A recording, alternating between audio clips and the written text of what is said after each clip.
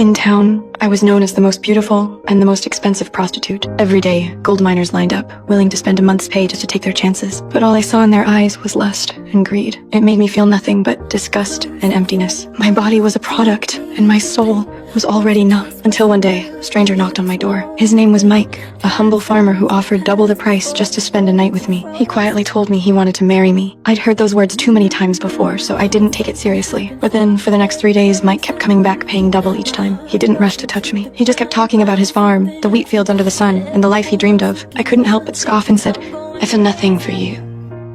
You're a dirt farmer."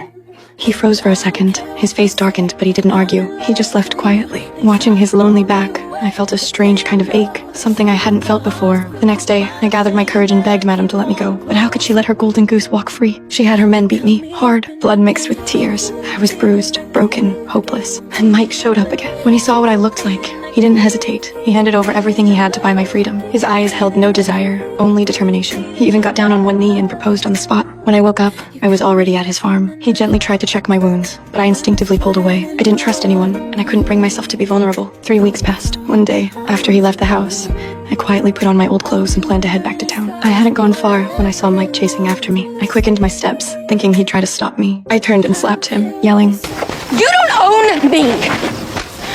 But Mike didn't get angry. He simply said, "That way's 19 miles back to the town you came from. This way's 1 mile home.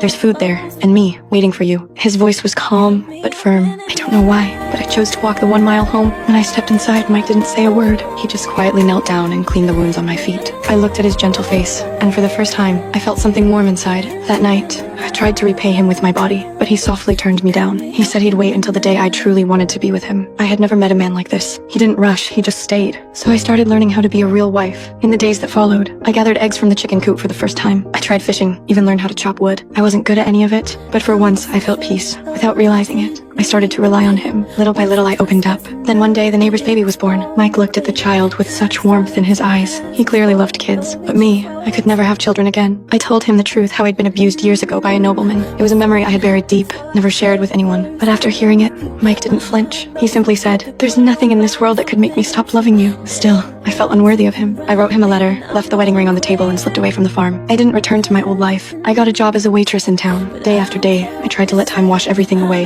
especially my feelings for Mike. 4 or 5 years passed. Maybe out of respect, he never came looking for me, but I never stopped thinking about him. Then one day, Mike's brother found me. He told me Mike hadn't been doing well. He had spent all these years waiting and never moved on. After hearing that, I finally gathered the courage to head back. All those years, I wasn't running from Mike. I was running from the part of me that still longed to be loved. But this time, I'm done running.